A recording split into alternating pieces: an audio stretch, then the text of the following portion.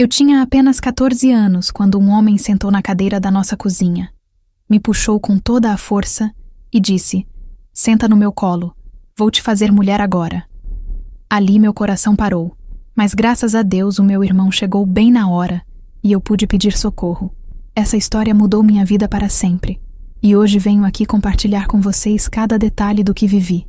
Antes de começar, peço que deixem um like neste vídeo, se inscrevam no canal e comentem de qual cidade estão assistindo. Seu apoio significa muito para mim. Meu nome é Maria Aparecida, tenho 62 anos, e quando olho para trás, para aquela menina magra de tranças que eu era, mal consigo acreditar em tudo que passei. Nasci em 1963, numa cidade pequena do interior de Minas Gerais, daquelas onde todo mundo conhece todo mundo e as novidades correm mais rápido que vento em porteira aberta. Nossa casa ficava numa rua de terra batida, com 5 cômodos pequenos que minha mãe, Dona Conceição, mantinha limpos como um brinco. O cheiro de sabão de coco estava sempre impregnado nas paredes caiadas de branco, misturado com o aroma de café coado no pano que ela preparava toda manhã antes do sol nascer.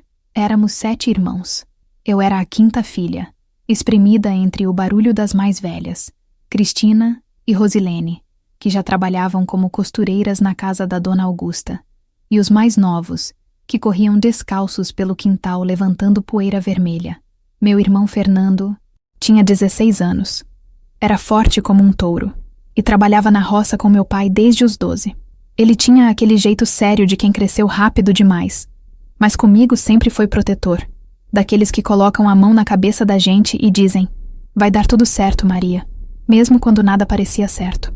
Meu pai, seu José Antônio, era um homem de poucas palavras e muitos silêncios. Trabalhava de sol a sol na fazenda do Coronel Augusto. Voltava para casa com as costas curvadas e as mãos calejadas, cheirando a terra molhada e suor. Ele não era carinhoso. Não era daqueles que abraçam ou fazem festa. Mas também nunca levantou a mão para nenhum de nós. Simplesmente existia naquele silêncio pesado, comendo sua comida, bebendo sua cachaça aos sábados e dormindo cedo para acordar antes do galo cantar. Minha mãe era o oposto. Dona Conceição tinha uma energia que parecia não acabar nunca. Ela lavava roupa no tanque, cozinhava no fogão a lenha, cuidava da horta e ainda arrumava tempo para ir na igreja 3 vezes por semana. As mãos dela eram pequenas, mas firmes, capazes de amassar pão, costurar um vestido e dar uma palmada certeira quando a gente aprontava. Lembro do som dos chinelos dela batendo no chão de cimento queimado da cozinha. Sempre apressada, sempre fazendo 1000 coisas ao mesmo tempo. Naquela época, minha vida era simples como água de poço. Acordava cedo, ajudava minha mãe com os afazeres, ia para a escola que ficava a 3 quarteirões de casa e voltava para fazer mais tarefas. A escola era um prédio de tijolos aparentes com 2 salas grandes, onde estudavam desde as crianças de 1ª série até os adolescentes que ainda conseguiam continuar. Muitos paravam antes, precisavam trabalhar, ajudar em casa. Eu tinha sorte. Meu pai deixava eu estudar. Dizia que mulher precisava saber ler e escrever para não ser enganada pela vida. Eu gostava da escola. Gostava do cheiro de giz molhado, do barulho das carteiras de madeira, rangendo, da voz da professora Eulália lendo em voz alta as histórias que me faziam sonhar com lugares distantes. Ela era uma mulher alta, magra, sempre de vestido florido e cabelos presos num coque apertado. Usava óculos de aro grosso, que escorregavam no nariz quando ela se abaixava para corrigir nossos cadernos. A voz dela era doce, paciente, mesmo quando a gente errava a tabuada pela 10ª vez. Foi num dia de setembro, lembro, porque as jabuticabeiras do quintal estavam carregadas e a gente comia até a boca ficar roxa, que minha mãe recebeu a visita da Dona Matilde. Ela era uma senhora gorda, de rosto vermelho e voz estridente, que morava 3 ruas acima e era conhecida por arranjar trabalho para as moças da cidade. Sentou-se na sala, num dos banquinhos de madeira que meu pai tinha feito, abanando-se com um leque de palha enquanto minha mãe servia café em xícaras de louça desemparelhadas. "Olha, Conceição, tenho uma proposta boa para a Maria", ela disse, tomando um gole barulhento do café quente. "A família do Dr. Antônio está precisando de uma menina para ajudar nos serviços leves. Limpar a casa, ajudar com as crianças, pagam bem, dão comida, É pertinho daqui. Sua filha é esperta, bonita, vai se dar bem lá. Minha mãe me olhou com aqueles olhos cansados, pesando a decisão. Ela conhecia a família do Dr. Antônio. Eram pessoas respeitadas na cidade. Ele era dentista. Tinha um consultório na rua principal. A mulher dele, Dona Carmen, era professora da escola estadual. Moravam numa casa grande, pintada de amarelo com janelas brancas, que tinha varanda na frente e quintal enorme nos fundos. Quanto seria o pagamento?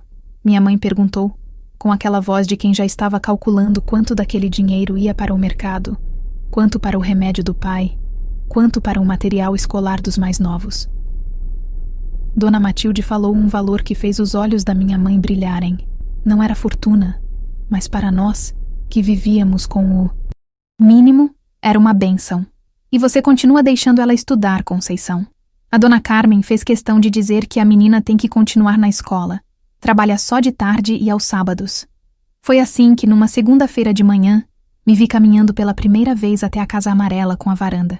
Minha mãe tinha passado meu vestido de chitinha florida, tinha trançado meu cabelo com capricho e me dado todas as instruções possíveis.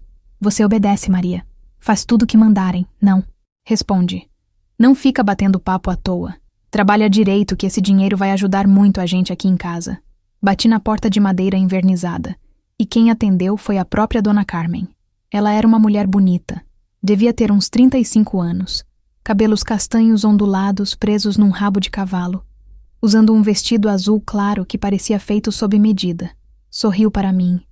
Um sorriso gentil que mostrava dentes brancos perfeitos. Você deve ser a Maria, entre, querida. A voz dela era suave, educada, daquelas vozes que a gente só ouve em pessoas que estudaram muito. Me levou para dentro da casa e eu fiquei impressionada. O chão era de tábuas polidas que brilhavam como espelho. Tinha cortinas de renda nas janelas, sofá de veludo verde na sala, quadros nas paredes. Cheirava a cera de polir e a flores frescas que estavam num vaso em cima de uma mesinha de centro. Vou te mostrar o que você vai fazer, ela disse, me levando pela casa. Aqui é a sala de jantar. Essa é a cozinha. Esses são os quartos das crianças. Você vai ajudar a arrumar, passar um pano, organizar os brinquedos. Nada muito pesado. Você ainda é muito nova. As crianças eram 3. Lucas, de 8 anos, Paula, de 6, e a pequena Júlia, que tinha apenas 4, e me olhou com aqueles olhos arregalados de curiosidade. Eles eram bem cuidados, com roupas limpas e cheiro de sabonete e de glicerina. Tímidos no começo, mas logo se acostumaram comigo. Os primeiros meses foram tranquilos. Eu ia para a casa amarela toda tarde depois da escola. Trabalhava até o final do dia, ajudava no que precisasse. Dona Carmen era exigente, mas justa. Nunca gritou comigo. Sempre explicava as coisas com paciência. Me dava lanche, às vezes até jantar quando ficava até mais tarde. O Dr. Antônio eu via pouco. Ele saía cedo para o consultório e voltava tarde, sempre com aquele cheiro de remédio de dentista, sério, de poucas palavras. Foi nessa rotina que conheci o irmão dele, o Fábio. Ele apareceu num sábado de tarde, quando eu estava varrendo a varanda. Ouvi o barulho de um carro parando na frente da casa, coisa rara naqueles tempos, e vi um homem alto, de uns 40 anos, cabelos negros penteados para trás com brilhantina, descendo de um Ford azul. Vestia calça social e camisa branca com as mangas dobradas. Tinha um relógio dourado no pulso que brilhava ao sol. Oi, pequenininha, ele disse, subindo os degraus da varanda com um sorriso largo. Você deve ser a nova ajudante da Carmen. Como é seu nome? Maria, senhor, respondi baixinho, segurando firme o cabo da vassoura. Não precisa me chamar de senhor. Me chama de Fábio. Sou irmão do Antônio. Vim passar uns dias aqui. Ele passou por mim com um cheiro forte de perfume caro misturado com cigarro, entrou na casa gritando o nome do irmão. Naquele momento, eu não poderia imaginar que aquele homem, com seu sorriso bonito e suas roupas chiques, seria a pessoa que quase destruiu minha vida. Não tinha como saber que por trás daquela fachada educada existia alguém capaz de fazer o que fez. Mas a vida tem dessas coisas, né? A gente nunca sabe quando o perigo está chegando. Ele sempre vem disfarçado de coisa boa, de oportunidade, de gente educada e bem vestida. Continuei minha rotina, mas algo tinha mudado no ar daquela casa. Fábio ficou hospedado no quarto de hóspedes. Dizia que estava resolvendo uns negócios na cidade, que ia ficar umas 2 semanas. Eu o via mais do que via o Dr. Antônio, porque ele ficava em casa durante o dia, lia jornal na varanda, tomava café várias vezes, sempre pedindo que eu trouxesse isso ou aquilo. No começo, ele parecia apenas simpático. Conversava comigo enquanto eu trabalhava, perguntava sobre a escola, sobre minha família, sobre o que eu gostava de fazer. Eu respondia com educação, como minha mãe tinha me ensinado, mas sempre mantendo distância, sempre ocupada com alguma tarefa. Foi numa quinta-feira à tarde, quando Dona Carmen tinha levado as crianças para uma consulta médica e o Dr. Antônio estava no consultório, que as coisas começaram a mudar de verdade. Eu estava na cozinha, lavando a louça do almoço, com as mãos mergulhadas na água morna com sabão, quando senti uma presença atrás de mim. Virei-me assustada e dei de cara com o Fábio, tão perto que consegui sentir o cheiro forte de café no hálito dele, misturado com aquele perfume adocicado que ele sempre usava. Ele estava apoiado no batente da Menodais, porta da cozinha, os braços cruzados, me olhando de um jeito que fez minha barriga embrulhar. Não era o olhar normal de um adulto olhando para uma criança. Era outra coisa, algo que eu não sabia nomear ainda, mas que fazia minha pele arrepiar. Você trabalha muito, Maria, ele disse, entrando na cozinha e puxando uma cadeira para sentar. Menina nova assim não devia ficar o dia inteiro nessa lida. Devia estar brincando, namorando, se divertindo. Eu gosto de trabalhar, seu Fábio. Respondi, voltando a atenção para a louça, tentando ignorar aquele aperto no peito. Minha mãe me ensinou que trabalho dignifica a pessoa. Sua mãe te ensinou bem, ele concordou, mas a voz dele tinha algo de errado. Uma suavidade exagerada, quase melosa. Você é uma menina muito bonita, sabia? Tem uns olhos grandes, bonitos. Vai quebrar muito coração quando crescer. Não respondi. Continuei lavando os pratos, esfregando com mais força do que o necessário, fazendo barulho de propósito. Queria que Dona Carmen voltasse logo. Queria que aquele silêncio pesado que tinha se instalado na cozinha fosse embora. Mas ele continuou ali, sentado, me observando de um jeito que fazia meu corpo inteiro ficar tenso. Quantos anos você tem mesmo? Ele perguntou, acendendo um cigarro. A fumaça se espalhou pela cozinha, invadindo meu nariz, fazendo meus olhos arderem. 14, seu Fábio. 14, ele repetiu, como se estivesse saboreando a palavra. Já é uma mocinha, então. Na minha época, meninas de 14 anos já estavam casando, tendo filhos. Hoje em dia tudo mudou, mas você já é uma mulherzinha, não é mais criança, não. Aquelas palavras ficaram ecoando na minha cabeça o resto do dia. Eu não me sentia mulher, me sentia menina ainda. Gostava de pular amarelinha com as primas nos domingos, de chupar picolé de groselha, de ouvir as histórias que minha avó contava sobre lobisomem e mula sem cabeça. Mas algo na forma como ele falou aquilo, no tom de voz que usou, me fez sentir suja, como se tivesse feito alguma coisa errada só por existir. Quando Dona Carmen voltou com as crianças, respirei aliviada. A casa voltou a ter vida, barulho, movimento. As crianças correram pela sala. Paula me mostrou o pirulito que tinha ganhado na farmácia. Lucas queria ajuda com o dever de casa. Voltei a me sentir segura, no meu papel de ajudante, de irmã mais velha emprestada daquelas crianças. Mas Fábio não parou. Nos dias seguintes, sempre que ficávamos sozinhos, ele arranjava um jeito de aparecer. Quando eu estava estendendo roupa no varal do quintal, ele surgia dizendo que tinha vindo tomar um ar. Quando eu varria o corredor, ele passava e elogiava meu trabalho de um jeito que não parecia elogio de verdade. Sempre achava uma desculpa para tocar no meu braço, no meu ombro, na minha mão quando eu passava alguma coisa para ele. Você tem namorado, Maria? Ele perguntou um dia, enquanto eu regava as plantas da varanda. Não, seu Fábio. Sou muito nova ainda. Nova coisa nenhuma. Ele riu. Aquele riso que me dava calafrios. Quando eu tinha sua idade, já tinha beijado metade das meninas da minha rua. Aposto que os meninos da sua escola estão todos de olho em você. Eu não prestava atenção nessas coisas. Na verdade, os meninos da escola me pareciam bobos, sempre fazendo bagunça, sempre sujos de jogar bola no recreio. Tinha um, o Pedro, filho do dono do armazém, que às vezes ficava me olhando durante a aula, mas era só isso. Olhava e ficava vermelho quando eu percebia. Nada demais. Comecei a ficar nervosa toda vez que tinha que ir trabalhar. Acordava com aquele peso no estômago. Rezava baixinho para que Fábio tivesse ido embora, que tivesse resolvido seus negócios e voltado para a cidade dele. Mas ele continuava lá, dia após dia, sempre com aquela presença que ocupava a casa inteira, que me fazia sentir observada o tempo todo. Minha mãe percebeu que eu estava diferente. Numa noite, enquanto preparávamos o jantar em casa, ela me perguntou se estava tudo bem no trabalho. Está sim, mãe. Menti, picando cebola mais rápido do que devia, os olhos ardendo, não sei se pela cebola ou pelas lágrimas que queria segurar. A dona Carmen está tratando você bem? Não está fazendo você trabalhar demais? Não, mãe. Ela é muito boa comigo. Me trata bem. E não podia falar a verdade. Como explicar aquilo que eu mesma não conseguia entender direito? Como dizer para minha mãe que o irmão do patrão me olhava de um jeito esquisito, falava coisas que me deixavam desconfortável? Ela não ia entender.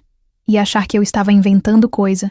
Ia dizer que eu tinha que ser grata pela oportunidade, que não podia ficar criando problema onde não tinha. Fernando, meu irmão, também notou. Ele tinha aquele jeito de irmão mais velho que percebe as coisas sem precisar perguntar. Um sábado à tarde, quando eu estava sentada no degrau da frente de casa, quieta demais, olhando para o nada, ele veio sentar do meu lado.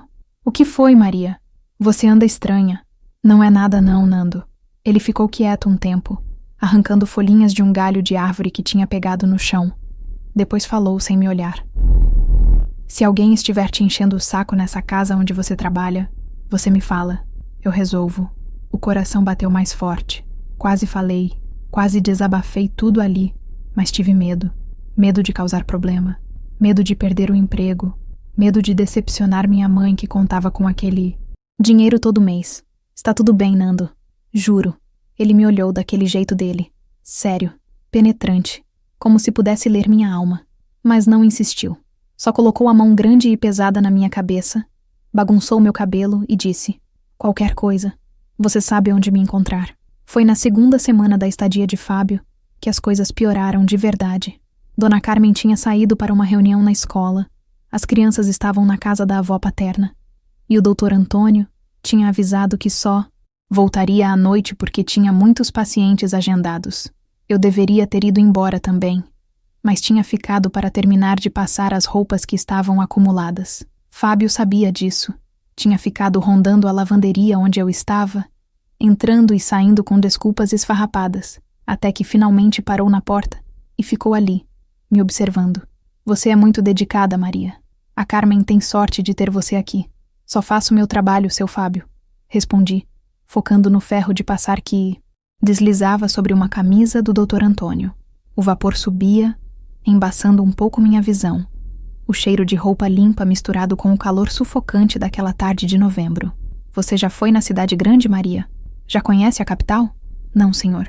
Nunca saí daqui. Ah, você ia gostar. Tem cinema, tem parque, tem lojas lindas. Eu podia te levar um dia, mostrar tudo. Uma menina bonita como você merecia conhecer o mundo. Parei de passar. As mãos tremiam segurando o ferro. Aquilo estava errado. Muito errado. Homem de 40 anos não convida menina de 14 para sair, para conhecer cidade. Não era normal, não era certo. Obrigada, seu Fábio. Mas eu tenho muito trabalho aqui. E escola também. Não tenho tempo para passeio. Ele entrou na lavanderia. O espaço era pequeno. Cabia só o tanque, a tábua de passar e uma prateleira com os produtos de limpeza.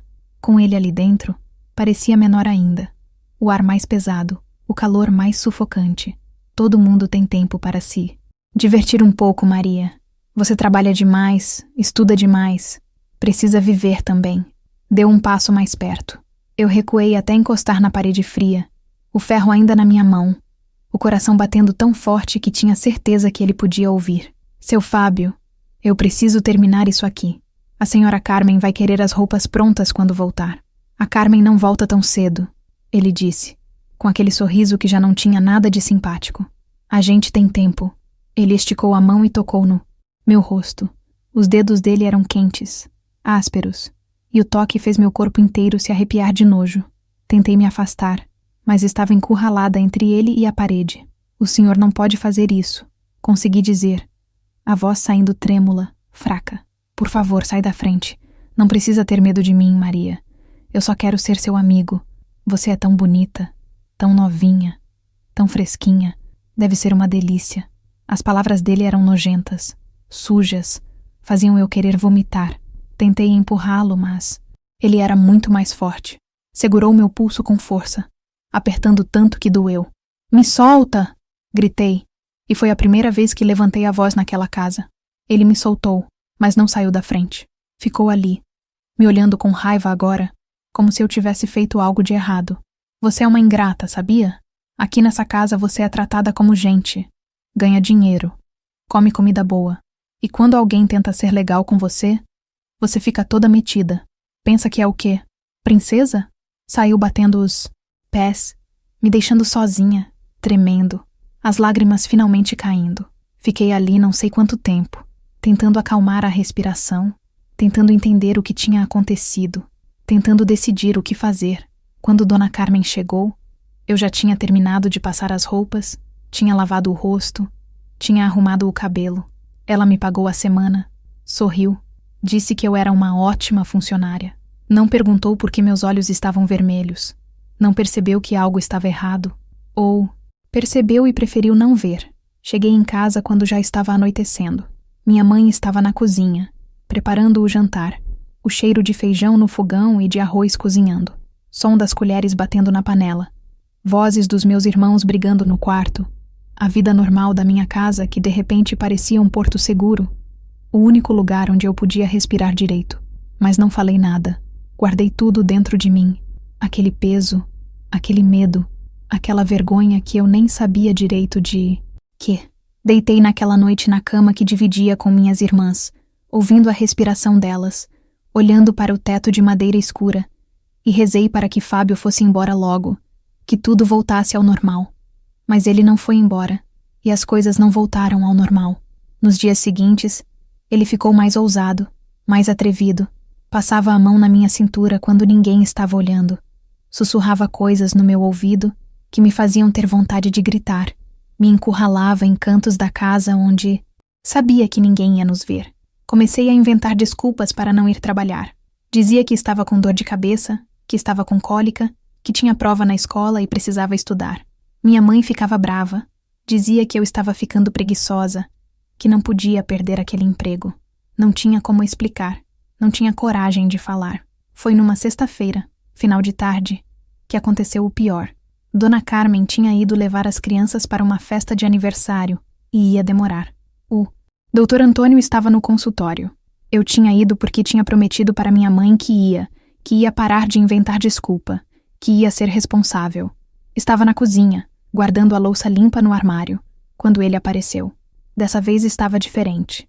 Os olhos dele tinham um brilho estranho, perigoso. Tinha bebido. O cheiro de cachaça vinha forte dele, misturado com aquele perfume enjoativo. Hoje você não vai fugir de mim, Maria. O coração disparou. Tentei sair pela porta dos fundos, mas ele foi mais rápido, trancou, guardou a chave no bolso. Tentei gritar, mas ele colocou a mão na minha boca, me empurrando contra a parede com tanta força que bati a cabeça e vi estrelinhas. Fica quietinha que não vai doer. Você vai ver como é bom. Você vai gostar. Lutei com todas as forças que tinha. Arranhou, mordi, chutei, mas ele era muito mais forte. Me arrastou pela cozinha até a sala, me jogou no sofá. Caí de costas, a cabeça rodando, o pânico tomando conta de tudo. Foi quando ele fez aquilo. Sentou na cadeira, ao lado do sofá. Aquela cadeira de balanço que o Dr. Antônio gostava de usar para ler o jornal, me puxou com toda a força pelos braços, me arrastando, e disse aquelas palavras que nunca mais saíram da minha cabeça. Senta no meu colo, vou te fazer mulher agora. Ali meu coração parou, o mundo parou. Tudo que eu era, tudo que eu acreditava, tudo que eu pensava sobre a vida, parou naquele segundo. Meu corpo inteiro ficou gelado, paralisado, de terror. Ia acontecer de verdade, e eu não conseguia fazer nada para impedir. Foi quando ouvi a voz mais bonita, mais salvadora que já tinha ouvido na minha vida. Maria, Maria, você está aí? Era Fernando. Meu irmão Fernando tinha vindo me buscar. Mais tarde eu soube que ele tinha ficado preocupado, que tinha sentido que algo estava errado, que tinha resolvido vir me buscar mais cedo do trabalho mesmo sem eu ter pedido. Mas naquele momento, só consegui pensar que Deus tinha me escutado, que tinha mandado um anjo na forma do meu irmão. Socorro! Gritei com toda a força que tinha. Nando, me ajuda! Fábio me soltou imediatamente. Ficou pálido, os olhos arregalados de susto. Ouvi os passos pesados de Fernando correndo até a porta da frente, batendo, gritando meu nome. Abri a porta. Corri, tropeçando nas próprias pernas, tremendo tanto que mal conseguia girar a maçaneta. Quando finalmente abri, me joguei nos braços do meu irmão, desabando em lágrimas, soluçando tão alto que os vizinhos começaram a aparecer nas janelas. O que aconteceu? Quem te machucou? Fernando perguntava, segurando meu rosto com as duas mãos, os olhos dele cheios de uma fúria que eu nunca tinha visto. E ali, finalmente consegui falar. Contei tudo. Cada olhar, cada palavra, cada toque, cada momento de terror que tinha passado nas últimas semanas. E enquanto falava, via a mandíbula do meu irmão ficando cada vez mais tensa, os punhos se fechando, o corpo inteiro dele tremendo de raiva contida. Cadê ele? Foi tudo que Fernando disse quando terminei de contar.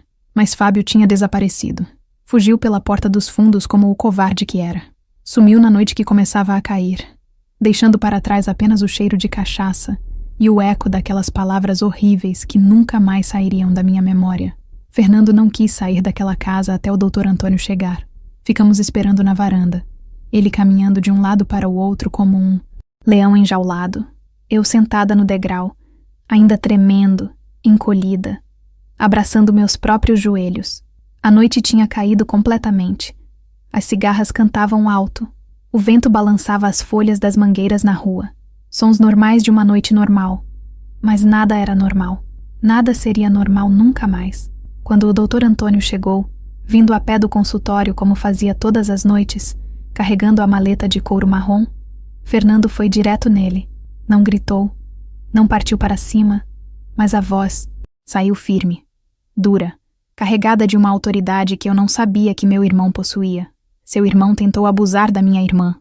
Hoje, aqui na sua casa, enquanto ele estava sob a sua responsabilidade, trabalhando para a sua família. Vi a cor sumir do rosto do Dr. Antônio. A maleta caiu da mão dele, bateu no chão com um som surdo. Ele olhou para mim, para Fernando, de volta para mim, a boca abrindo e fechando sem conseguir formar palavras. Isso não pode ser verdade. O Fábio, ele não faria... Não faria? Fernando quase cuspiu as palavras. Olha para a minha irmã, doutor. Olha para a cara dela e me diz que isso é mentira. O Dr. Antônio me olhou de verdade, então. Viu meus olhos inchados de tanto chorar. Viu minha blusa rasgada no ombro onde Fábio tinha puxado com força. Viu as marcas roxas nos meus braços onde os dedos dele tinham apertado. E eu vi quando a realidade caiu sobre ele como um balde de água fria. Quando ele entendeu que aquilo era real. Que tinha acontecido ali, na casa dele, debaixo do teto dele. Onde ele está? Perguntou. A voz saindo baixa, perigosa. Fugiu, Fernando respondeu. Saiu pela porta dos fundos que nem o rato que é. Dona Carmen chegou logo depois com as crianças, todas animadas, falando ao mesmo tempo sobre a festa, sobre o bolo, sobre as brincadeiras. A animação morreu assim que ela viu a cena. O marido pálido parado no meio da sala, Fernando com aquela expressão fechada, eu toda desgrenhada sentada no sofá. O que aconteceu aqui? Ela perguntou, a voz subindo uma oitava, aquele tom de quem já sabia que era algo ruim, mas ainda não queria acreditar. Foi o Dr. Antônio quem contou. Mandou as crianças para o quarto, pediu para elas ficarem lá brincando e contou para a esposa o que o irmão dele tinha feito, ou tentado fazer. Eu fiquei calada. Não conseguia falar mais. Tinha esgotado todas as palavras, toda a energia. Só queria ir para casa. Queria minha mãe. Queria sumir dali. A reação de Dona Carmen foi pior do que eu esperava. Ela começou a chorar, mas não era choro de pena de mim. Era choro de vergonha, de raiva, de humilhação. Como se aquilo fosse um insulto pessoal à honra dela, à reputação da família. Isso não pode sair daqui. Foi a primeira coisa que ela disse quando parou de chorar. Imagina o escândalo. As pessoas vão falar. Vão sujar nosso nome. Meu Deus, E as crianças? E a escola? Fernando ficou de pé, indignado. A senhora está preocupada com o que as pessoas vão falar? A senhora não está preocupada com o que esse desgraçado fez com a minha irmã? Mas o doutor Antônio colocou a mão no ombro de Fernando, num gesto que era metade pedido de desculpas, metade súplica. Eu entendo sua raiva. Acredite, estou tão furioso quanto você. Mas pense bem, se isso se espalhar pela cidade, quem vai sofrer mais? Vocês acham que as pessoas vão culpar o Fábio? Vão culpar a menina. Vão dizer que ela provocou, que ela deu em cima, que ela estava atrás de dinheiro. Você conhece essa cidade, conhece como as pessoas falam. E ele estava certo. Eu sabia que estava certo. Já tinha visto acontecer com outras meninas. A Terezinha, que morava 2 ruas abaixo, tinha sido atacada pelo patrão, e quando ela contou, a cidade inteira virou as costas para ela. Chamaram ela de oferecida, de vagabunda, de perdida. A família dela teve que se mudar de tanta vergonha, e ela tinha apenas 15 anos. Minha mãe ficou sabendo naquela mesma noite. Fernando contou tudo. Quando chegamos em casa, não poupou detalhes. Não tentou suavizar. Eu estava sentada num canto da cozinha, ouvindo tudo como se estivesse longe, como se aquilo estivesse acontecendo com outra pessoa. Vi minha mãe desabar. Ela que era tão forte, tão firme. Sentou no chão e chorou como eu nunca tinha visto. Chorou de tristeza, de raiva, de culpa. Porque tinha sido ela quem tinha me mandado trabalhar lá. Tinha sido ela quem tinha confiado naquela família. Tinha sido ela quem não tinha percebido que algo estava errado. Minha filha, minha menina, ela repetia, me abraçando tão forte que quase não conseguia respirar. Me perdoa por não ter te protegido. Meu pai, que tinha ouvido tudo em silêncio, saiu de casa. Voltou de madrugada, bêbado, com os olhos vermelhos. Nunca soube se ele tinha ido atrás de Fábio, ou se tinha apenas bebido para afogar a impotência de não poder fazer nada, de ser pobre demais, pequeno demais para enfrentar uma família como aquela. Nos dias seguintes, tentei voltar à rotina. Voltei para a escola, mas tudo era diferente. As pessoas me olhavam com um misto de pena e curiosidade. Alguém tinha espalhado a história. Provavelmente algum vizinho que tinha visto o escândalo naquela noite. E agora a cidade inteira sabia, ou achava que sabia. Os sussurros começaram. No mercado, quando ia comprar pão com minha mãe. Na missa de domingo, quando entrávamos na igreja. Na escola, nos corredores, no pátio, na sala de aula. Olha lá a Maria. Dizem que se ofereceu para o irmão do doutor. Eu ouvi que ela estava namorando ele escondido. Essas meninas de hoje em dia não têm vergonha na cara. 14 anos e já querendo o homem mais velho. Tentei ignorar. Tentei fingir que não ouvia. Mas cada palavra era como uma facada. Pior que a quase violência em si, era isso. Essa violência silenciosa das palavras, dos olhares, dos julgamentos. A professora Eulália foi a única que me procurou. Pediu para eu ficar depois da aula um dia. Sentou ao meu lado numa das carteiras. Segurou minha mão e disse: Eu sei o que aconteceu, Maria. E eu acredito em você. O que quer que as pessoas estejam dizendo, eu sei que você não fez nada de errado. Você é uma menina boa, estudiosa, educada. Não deixa essas maldades te destruírem. Chorei ali, no ombro dela, sentindo o cheiro de giz e perfume de lavanda que ela sempre usava. Chorei todas as lágrimas que tinha segurado na frente dos outros, todas as mágoas, todas as injustiças. Mas nem todo mundo era como a professora Eulália. Tinha gente que acreditava nos boatos, que me tratava como se eu fosse uma menina perdida. Algumas mães proibiram as filhas de ficarem perto de mim, como se fosse contagioso, como se ser vítima fosse algum tipo de doença que pudesse passar. Fábio nunca mais apareceu na cidade. Soube depois que ele tinha voltado para São Paulo, que o doutor Antônio tinha brigado feio com ele, tinha dito que não queria mais vê-lo, que tinha cortado relações. Mas isso não mudava nada para mim. O estrago já estava feito. Parei de trabalhar na Casa Amarela. Óbvio. O doutor Antônio me pagou uma indenização. Um valor generoso que minha mãe aceitou porque precisávamos, mas que pareceu dinheiro sujo. Dinheiro de silêncio. Porque foi exatamente isso que eles compraram. Nosso silêncio.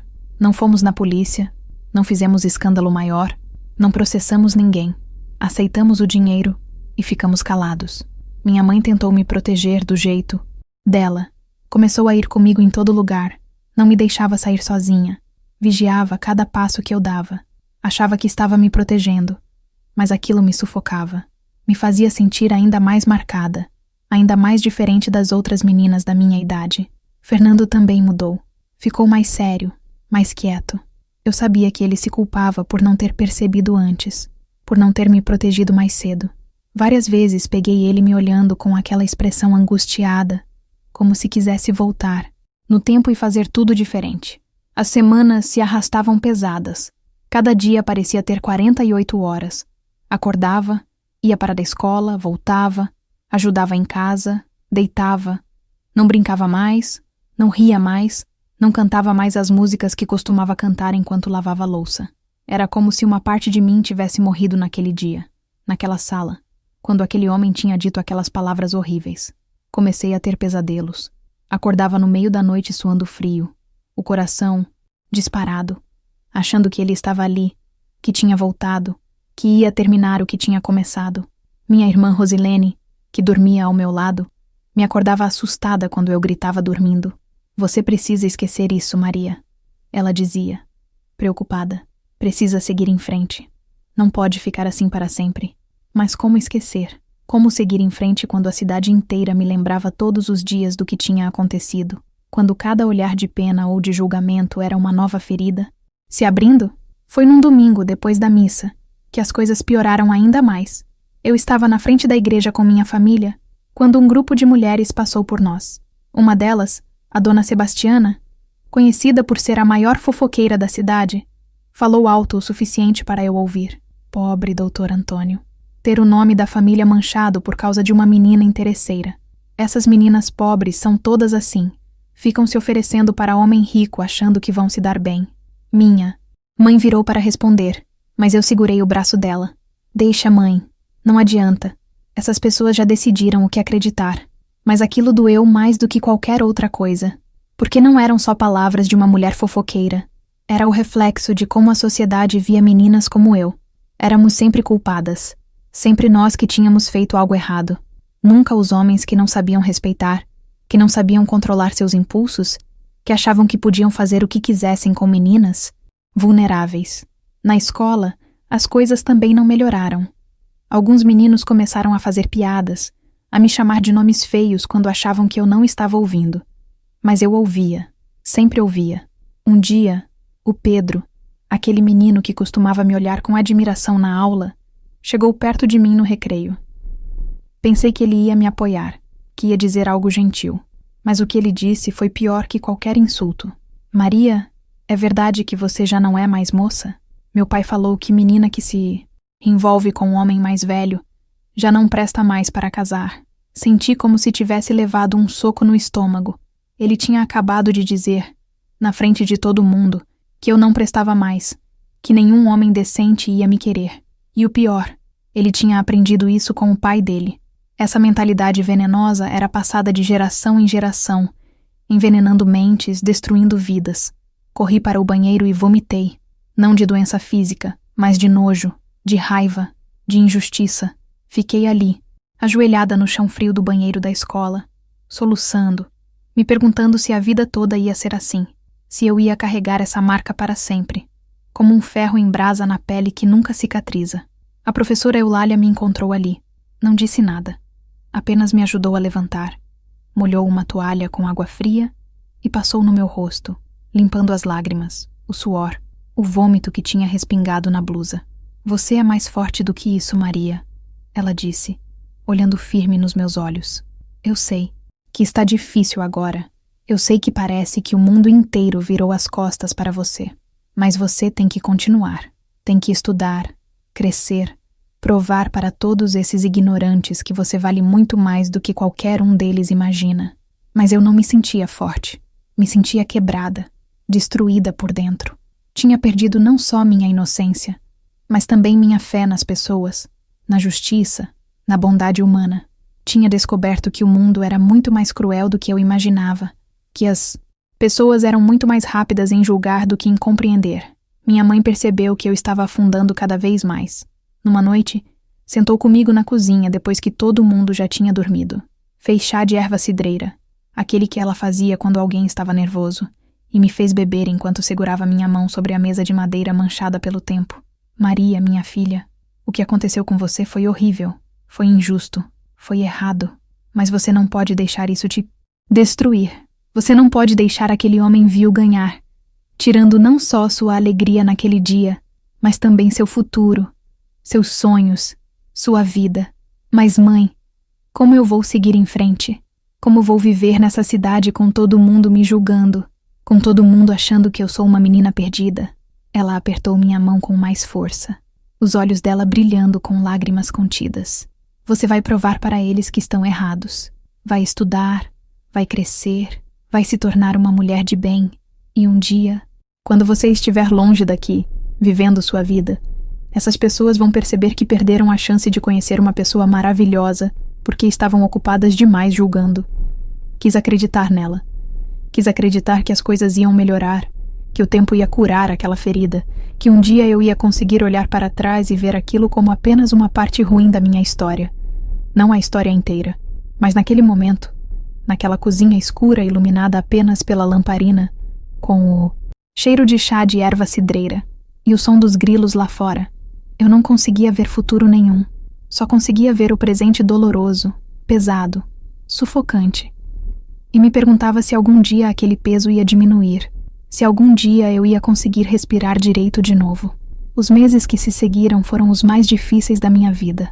O outono chegou trazendo um frio úmido que entrava pelos ossos, e com ele veio uma mudança que eu não esperava.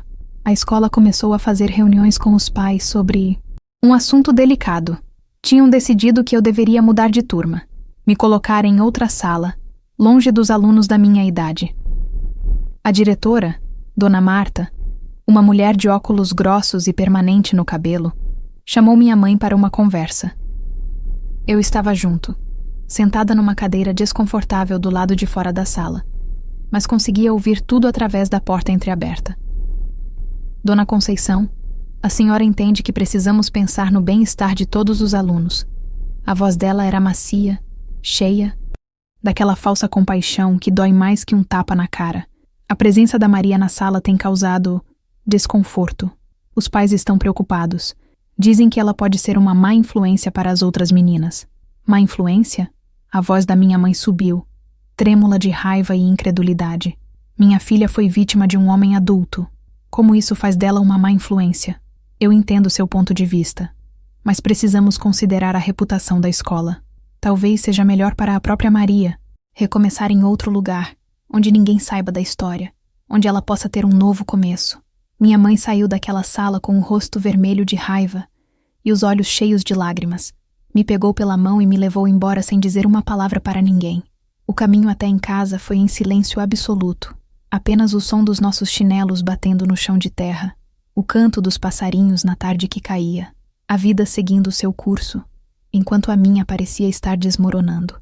Aquela noite, houve uma reunião de família.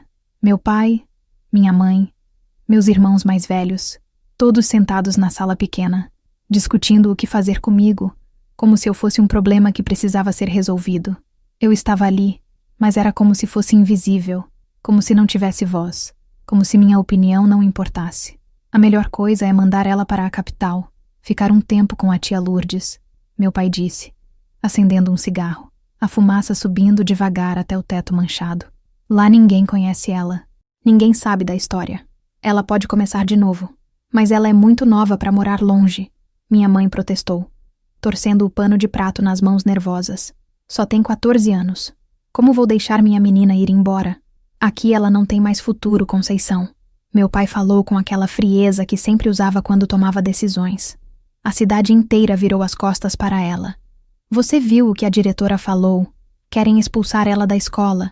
Lá na capital ela pode estudar em paz, crescer, esquecer essa desgraça. Fernando, que tinha ficado quieto até então, se levantou bruscamente, derrubando a cadeira para trás. Esquecer? Vocês acham mesmo que ela vai esquecer? Vocês acham que mandar ela embora vai resolver alguma coisa? A gente devia era processar aquele desgraçado, fazer ele pagar pelo que fez. E o que isso vai mudar? Meu pai gritou de volta, coisa rara porque ele quase nunca gritava. Vai trazer a inocência dela de volta? Vai fazer as pessoas pararem de falar? Só vai piorar tudo, espalhar a história ainda mais. Foi nessa hora que eu finalmente falei. Minha voz saiu baixa, mas firme o suficiente para todos pararem de brigar e olharem para mim. Eu vou morar com a tia Lourdes. Vocês têm razão. Aqui eu não tenho mais lugar. Vi a dor no rosto da minha mãe, mas também vi o alívio. E aquilo doeu mais do que qualquer coisa. Até minha própria família queria que eu fosse embora, que eu desaparecesse, que eu deixasse de ser um problema, uma vergonha, uma mancha na reputação da família. 3 semanas depois, estava num ônibus com destino a Belo Horizonte. Uma mala pequena com minhas poucas roupas no bagageiro, um embrulho com bolo de fubá que minha mãe tinha feito no colo, e um coração tão pesado que parecia que ia me puxar para baixo do banco. Minha mãe tinha chorado tanto na rodoviária que os olhos dela ficaram inchados. Me abraçou tão apertado que quase não consegui respirar. Sussurrou no meu ouvido 1000 vezes que me amava, que era só por um tempo, que logo tudo ia melhorar e eu ia poder voltar. Mas as duas sabíamos que era mentira. Eu não ia voltar. Pelo menos não como a mesma Maria que estava indo embora. Fernando me acompanhou até o ônibus, carregou minha mala, me ajudou a subir. Antes de eu entrar, ele segurou meu rosto com as 2 mãos grandes e calejadas e olhou fundo nos meus olhos. Você é a pessoa mais forte que eu conheço, Maria. Mais forte que eu. Mais forte que qualquer um dessa família. Não deixa essa cidade, essas pessoas horríveis, definirem quem você é. Você vale mais. Muito mais. Chorei o caminho inteiro. Encostei a cabeça na janela fria, olhando a paisagem mudar, as montanhas ficando para trás, as cidades pequenas dando lugar a cidades maiores. Tudo se transformando enquanto eu me sentia cada vez mais perdida, mais sozinha, mais assustada. A tia Lourdes me recebeu na rodoviária da capital. Ela era a irmã mais nova da minha mãe. Tinha uns 40 anos. Era solteira. Trabalhava como cozinheira num restaurante do centro. Morava num apartamento pequeno de 2 quartos num prédio velho perto do mercado municipal. Era um mundo completamente diferente do meu. Barulho de carro o dia inteiro, gente correndo para todo lado, prédios altos, ruas asfaltadas, tudo tão grande, tão rápido, tão diferente. Você vai ficar no quarto dos fundos, ela disse, me mostrando um cômodo minúsculo com uma cama de solteiro, um guarda-roupa velho e uma janela pequena que dava para um muro cinza. Não é muito, mas é seu. Aqui você vai poder recomeçar, ser quem você quiser ser. Mas eu não sabia quem eu queria ser. Não sabia mais nada sobre mim mesma. Era como se aquele dia terrível na Casa Amarela tivesse apagado completamente a Maria que eu era antes, deixando no lugar apenas um buraco, um vazio, uma sombra. Comecei a estudar numa escola pública enorme, com centenas de alunos, 3 andares, quadra de esportes, biblioteca. Era tão diferente da escolinha de 2 salas da minha cidade que nos primeiros dias eu me perdi várias vezes nos corredores. Ninguém me conhecia ali. Ninguém sabia da minha história. Eu era apenas mais uma aluna nova, uma menina do interior tentando se adaptar à cidade grande. Fiz amizade com uma menina chamada Silvia. Ela sentava ao meu lado na aula de matemática. Era falante, alegre, cheia de sonhos. Queria ser professora, viajar o mundo, conhecer lugares diferentes. Ela me adotou como amiga sem eu precisar fazer. Muito esforço. Me apresentou para outras meninas, me ensinou a andar de ônibus, me mostrou os melhores lugares para comprar lanche barato perto da escola. Um dia, estávamos comendo pastel na esquina quando ela me perguntou sobre minha família, sobre por que eu tinha vindo morar com minha tia. Era uma pergunta inocente, natural, mas que me pegou desprevenida. Minha mãe achou melhor eu estudar aqui. Menti, mordendo o pastel quente que queimou minha língua. Disse que as escolas são melhores, que eu vou ter mais oportunidades. Silvia aceitou a explicação sem questionar, e aquilo foi libertador de um jeito estranho. Poder ter uma amiga que não me olhava com pena, que não sussurrava pelas minhas costas, que me via apenas como Maria, uma menina normal. Mas a noite era diferente. Quando ficava sozinha no meu quartinho minúsculo, com o barulho da cidade lá fora, o ronco do motor dos ônibus, as vozes dos bêbados na rua, os pesadelos voltavam. Sonhava com aquele dia, com aquele homem, com aquelas mãos me agarrando, com aquela voz dizendo aquelas palavras. Acordava suando, tremendo, às vezes gritando tão alto que a tia Lourdes vinha correndo. Acendia a luz, me abraçava até eu parar de tremer. Você precisa falar sobre isso, ela dizia, sentada na beirada da minha cama, passando a mão no meu cabelo suado. Guardar tudo dentro não vai fazer passar. Vai só apodrecer, te destruir por dentro. Mas eu não conseguia falar. As palavras ficavam presas na garganta, pesadas, afiadas como cacos de vidro. Como explicar para alguém o que tinha acontecido sem reviver tudo de novo? Como colocar em palavras aquele terror, aquela humilhação, aquela sensação de estar completamente indefesa? Foi num sábado, 3 meses depois que eu tinha chegado na capital, que aconteceu algo que mudou tudo. Estava voltando da padaria onde tinha ido comprar pão para o café da tarde, quando vi uma mulher distribuindo panfletos na praça. Ela era jovem, devia ter uns 20 e poucos anos, cabelos curtos, jeans e camiseta, e estava falando com outras mulheres sobre um grupo de apoio. Me aproximei por curiosidade, peguei um dos panfletos. Grupo de apoio para mulheres vítimas de violência. Estava escrito em letras grandes. Embaixo tinha um endereço, um dia e horário de reunião, e uma frase que me pegou desprevenida. Você não está sozinha. Sua história importa. Sua dor é válida. Guardei aquele panfleto dobrado no bolso da saia. Durante dias, tirava ele de vez em quando, alisava as dobras, lia e relia aquelas palavras. Você não está sozinha. Será que era verdade? Será que tinha outras pessoas que tinham passado pelo que eu tinha passado? Será que tinha um lugar onde eu podia falar sem ser julgada? Demorei 2 semanas para juntar coragem. Numa quinta-feira à tarde, depois da escola, em vez de voltar direto para casa, fui até o endereço que estava no panfleto. Era uma sala pequena numa igreja do bairro, com cadeiras em círculo, um ventilador velho no teto e um cheiro de café fresco vindo de uma mesinha no canto. Tinha umas 10 mulheres ali, jovens, velhas, de todas as idades, todas sentadas em silêncio, algumas nervosas, outras com aquela cara de quem já estava acostumada. A moça que eu tinha visto na praça estava lá.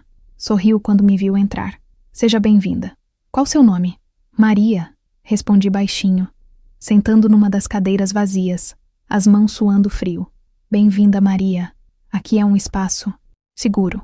Tudo que é falado aqui, fica aqui.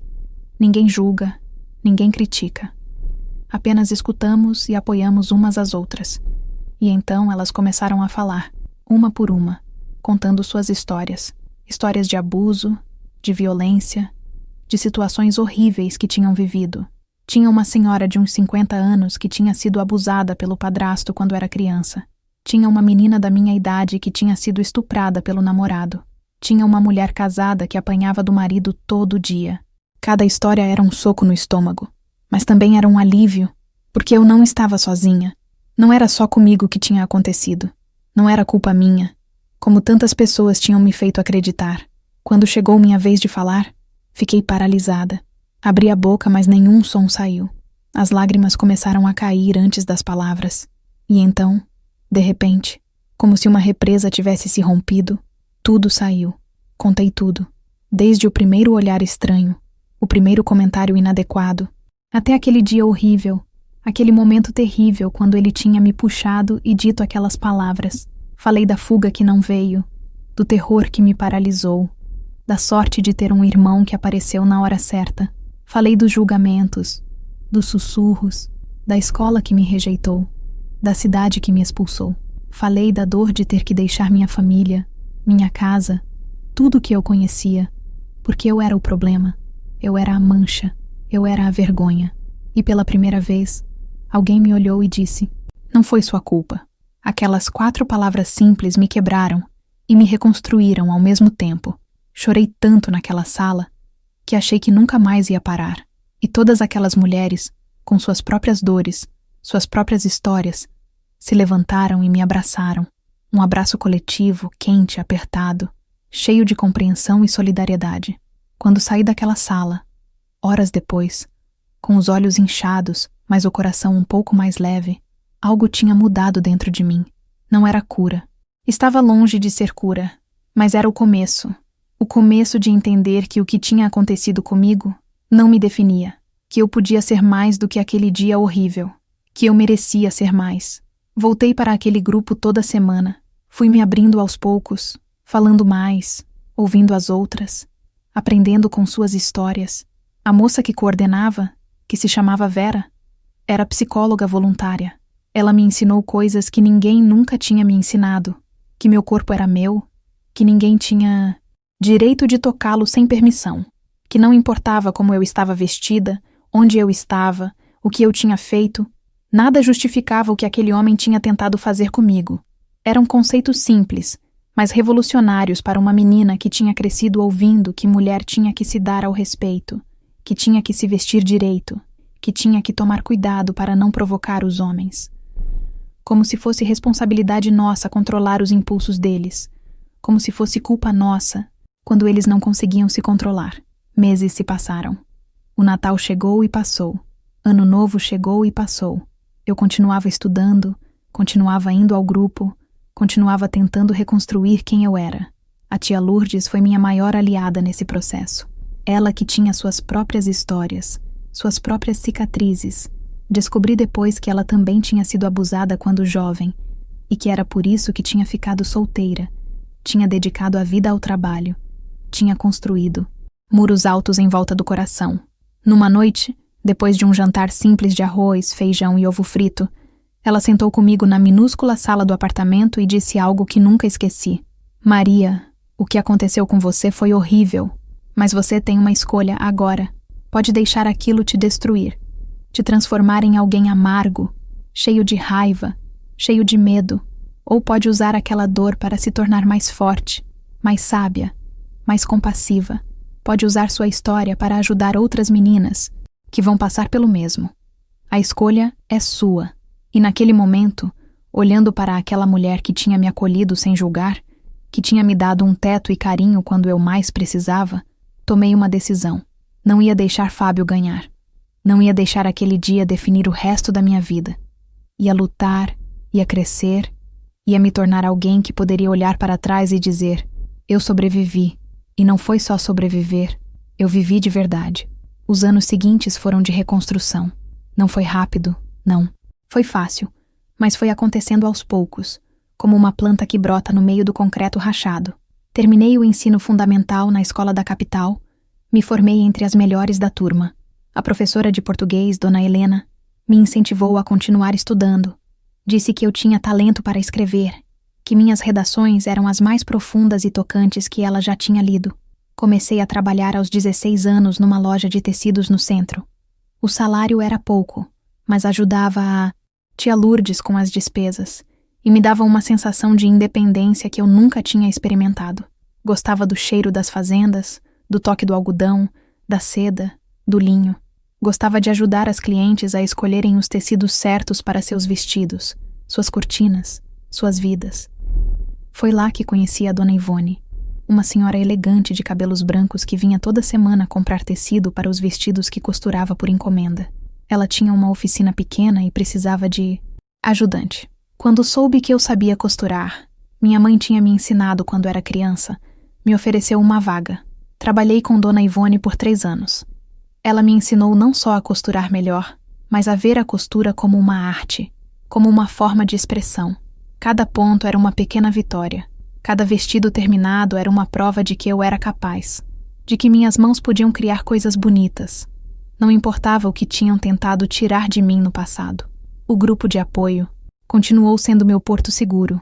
Virei voluntária, ajudava a receber as mulheres novas, as meninas assustadas que chegavam com a mesma cara que eu tinha tido naquele primeiro dia. Compartilhava minha história, não mais com vergonha, mas com a esperança de que pudesse ajudar alguém a se sentir menos sozinha. Foi numa dessas reuniões que conheci o Carlos. Ele não era do grupo. Homens não participavam das reuniões, mas era irmão de uma das mulheres. Tinha vindo buscá-la depois da sessão. Era alguns anos mais velho que eu. Devia ter uns 28. Trabalhava como mecânico.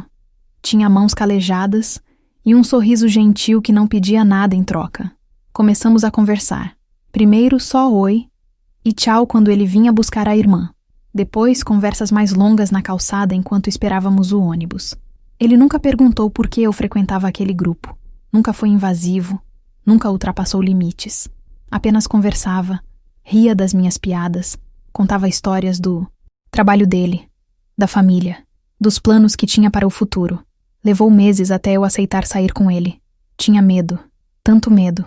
Medo de confiar, medo de me abrir, medo de que ele fosse como aquele homem, que por trás da gentileza existisse algo podre, perigoso. Mas Carlos foi paciente. Esperou, respeitou meu tempo, nunca me pressionou. Nosso primeiro encontro foi num domingo à tarde, numa lanchonete simples perto da praça.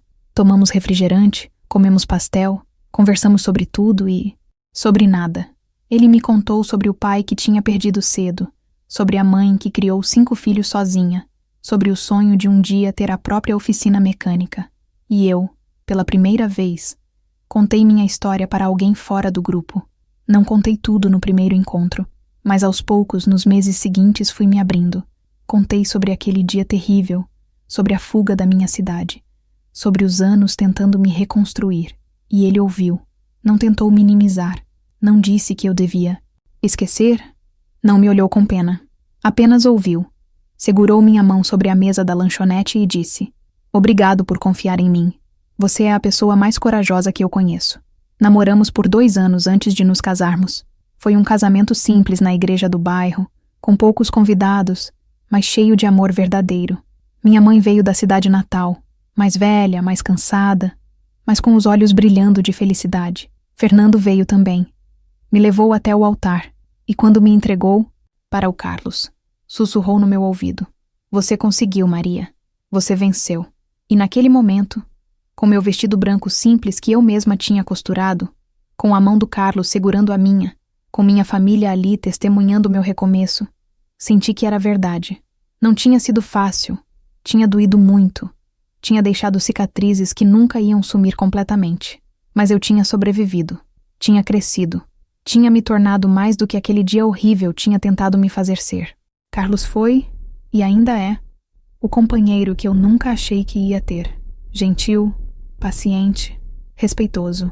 Nossa primeira noite juntos foi cheia de nervosismo da minha parte, mas ele foi cuidadoso.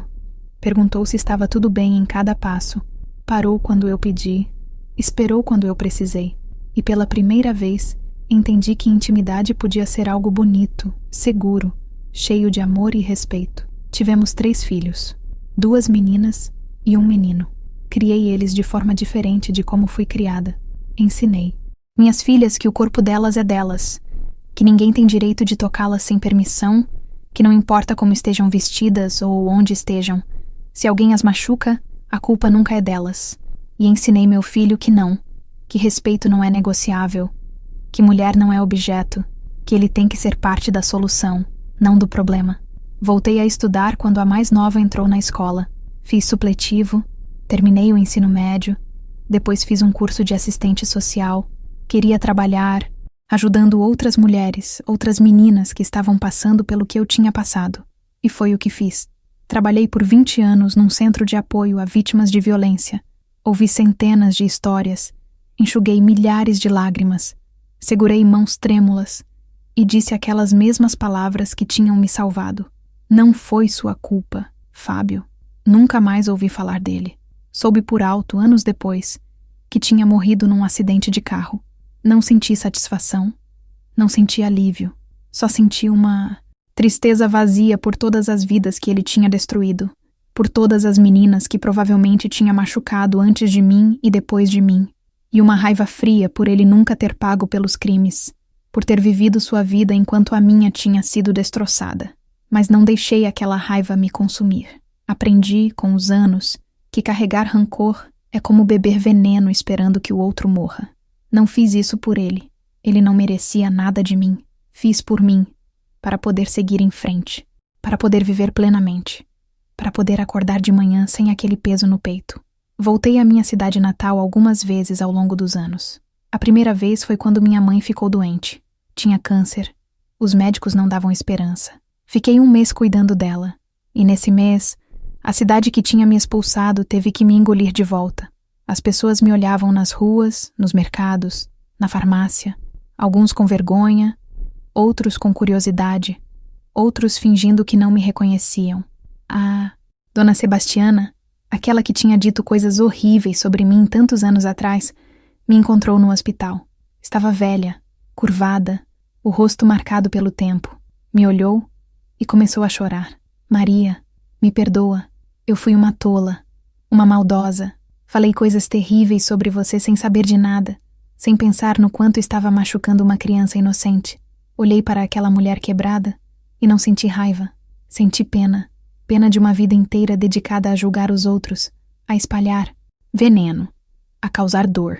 Segurei a mão dela, aquela mão enrugada e trêmula, e disse: Eu te perdoo, dona Sebastiana. Não por você, mas por mim, porque eu mereço paz. Minha mãe morreu naquele inverno. Foi tranquila, cercada pela família, segurando minha mão. As últimas palavras dela foram para mim: Você se tornou uma mulher incrível, Maria. Desculpa por não ter te protegido melhor quando era pequena. Desculpa por ter te mandado embora.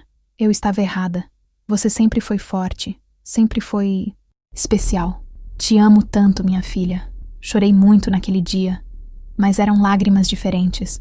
Não eram só de tristeza pela perda, mas também de gratidão por ter tido ela como mãe, imperfeita, mas cheia de amor do jeito que sabia demonstrar. Fernando continua sendo meu irmão, meu protetor, meu melhor amigo. Mora na cidade ainda, casou, teve filhos, trabalha na prefeitura agora. Nos falamos toda semana, visitamos um ao outro quando podemos. Ele nunca se perdoou completamente por não ter percebido antes o que estava acontecendo comigo. Mas eu já disse para ele 1000 vezes. Não era culpa dele. A culpa era só de uma pessoa. E essa pessoa já se foi. Hoje, aos 62 anos, olho para trás e vejo uma jornada cheia de dor, mas também cheia de superação. Aquela menina de 14 anos que quase foi destruída por um homem cruel, não morreu naquele dia. Ela lutou. Ela cresceu. Ela se tornou uma sobrevivente. E mais que isso, se tornou alguém que usou a própria dor para aliviar a dor dos outros. Tenho 5 netos agora. São a alegria da minha vida. Quando os vejo brincando no quintal da minha casa, ouvindo suas risadas, vendo sua inocência, agradeço todos os dias por ter sobrevivido, por ter continuado, por estar aqui para vê-los crescer. Às vezes ainda tenho pesadelos. Não é sempre, mas acontece. Acordo no meio da noite com aquele aperto no peito, aquela sensação de pânico. Mas agora sei o que fazer. Respiro fundo, olho para o lado e vejo o Carlos dormindo tranquilo. Ouço os sons da casa, os sons da vida que construí, e me lembro: eu sobrevivi, eu venci. Eu sou mais do que o pior dia da minha vida. Se você está me ouvindo agora e passou por algo parecido, quero que saiba, não foi sua culpa. Não importa o que te disseram, o que você acredita, o que te fizeram sentir. A culpa nunca é da vítima. Nunca. E você pode sobreviver. Pode ser difícil, pode doer, pode parecer impossível nos dias mais escuros. Mas você pode. Procure ajuda. Fale com alguém de confiança. Encontre um grupo de apoio, um terapeuta, alguém que vai te ouvir sem julgar. Não guarde tudo dentro. Não deixe aquela dor apodrecer e te destruir por dentro. Você merece cura. Você merece paz. Você merece uma vida plena, feliz, livre de vergonha e culpa que nunca foram suas para carregar. E para as mães, os pais, as famílias, acreditem nas suas filhas. Acreditem nas suas meninas quando elas vierem falar com vocês sobre algo que aconteceu. Não minimizem. Não tentem esconder. Não se preocupem mais com a reputação da família do que com o bem-estar delas. Protejam elas. Apoiem elas. Lutem por elas. Porque é isso que família deveria fazer. Minha história não tem um final completamente feliz do tipo conto de fadas.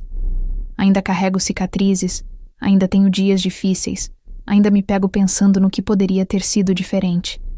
Mas tem algo de bonito também.